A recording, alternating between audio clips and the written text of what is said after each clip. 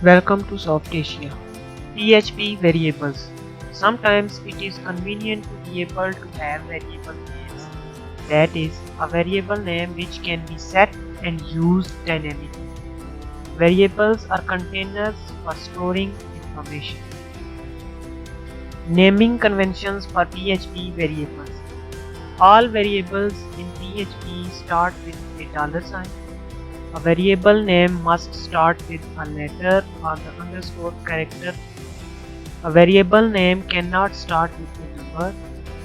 A variable name in PHP can only contain alphanumeric characters and underscores. A variable name cannot contain spaces. Example. This is an example to understand variables. As we know, variable names start with $sign.